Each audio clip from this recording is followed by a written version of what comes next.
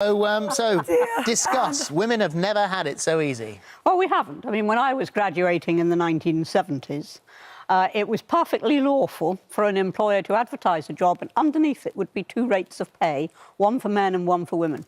It was lawful for that employer to say, we don't take women.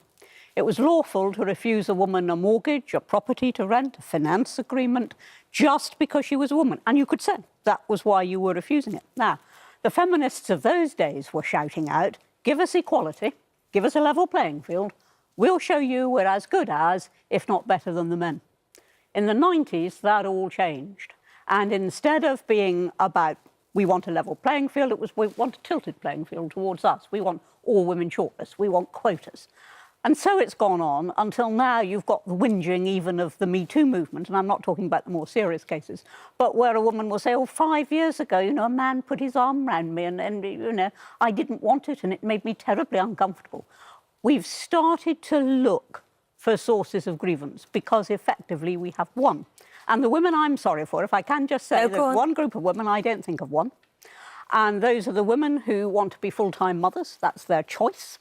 And they're heavily discriminated against in the tax system, for a start, and by society in general, who seem to say, well, that's a second-class occupation. We had the recent example of Sam Cameron saying that when she tentatively suggested to David that maybe she'd be a full-time mother, I didn't like the idea at all.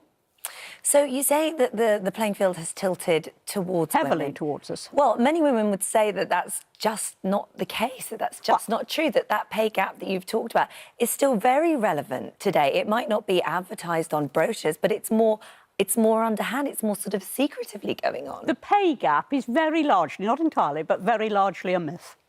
Because if you look at the overall statistics, one of the reasons why women come out less well is that they tend to do more part-time work. Part-timers tend to be women. They tend to take time off to have children, sometimes repeatedly so. So inevitably, that has an impact on pay.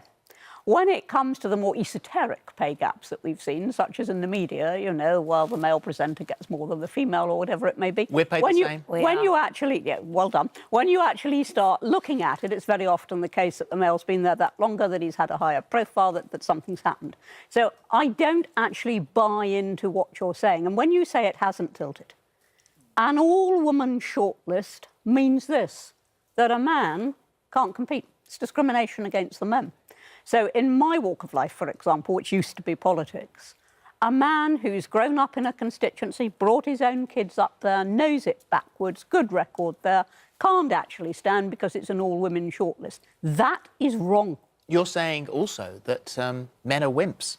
Well, men are wimps because you've put up with it. Why do you put up with it, Philip? I mean, you know, we didn't put up with it. I mean, we did fight in the end. Took us a while, but we did fight in the end. But everywhere you look, in the family courts, men are at a disadvantage. When it comes to allegations, they can be named. The woman isn't. They're at a disadvantage. All women shortlists, they're at a disadvantage. Quotas, they're at a disadvantage. And I've seen this close up when we had a selection for my successor, and we were told right from the outset, we had to have an equal number of men and women on the shortlist, despite the fact there weren't an equal number of men and women applying.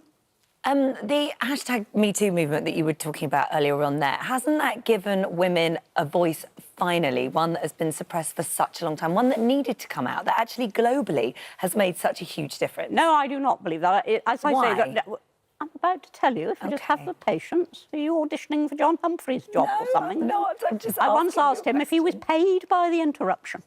I don't actually think that it has achieved anything except in, and I said that right at the start, you heard me say it earlier, except in the serious cases, they did need support, and that's fine. But it's also given rise to a lot of very trivial whinging. I mean, you've got recently an academic doctor, you know, not a doctor, but somebody with a DPhil or a PhD, complaining because at an airport, instead of being referred to as Dr. Smith, she was referred to as Mrs. Smith. Well, get a life, girls. Get a life. But I would say that the hashtag #MeToo movement is a bit stronger than that, isn't it? It's not, I think... I've already conceded the serious cases. You heard me say that. But they also been a lot people of who trivia. say But what it's done, though, is they been a were lot all of serious trivia. cases. It has, yes, No, they're not all but serious. amongst that Man puts his trivia... arm round you, that's not a serious case. Amongst that trivia, there have been, and you, which you call trivia, which those women would say. No, my turn. Those women would say that. Hang on a second, it wasn't trivial to me, and human beings react in different ways, and what is trivial to you is actually something that did deeply affect someone. If there hadn't been Me Too, if women hadn't come forward, Bill Cosby last night wouldn't have been put behind bars. That was serious. But that was serious, and I mean, I'm not defending people who've done serious things. What I'm saying is there's a lot of trivia. I mean, there's even now a serious proposal, heaven help us, to make wolf whistling a crime. I mean, have we gone mad? Have we gone absolutely mad? And what that indicates is we have won, and instead of sitting back and saying, we've won, now we're going to build on that, we're saying, oh dear, we mustn't win. We've got to find other causes of grievance. And it really makes me very, very weary. And I think it's making it a tough world for the likes of you. If you put your arm around me, I can say, oh dear, I'm traumatised.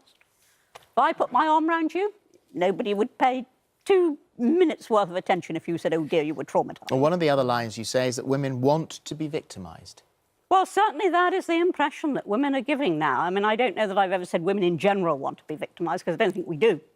But I think there is a cult of victimhood going on, whereby very trivial things that don't matter. I mean, wolf whistling doesn't matter. I quite like it, actually. Really doesn't matter.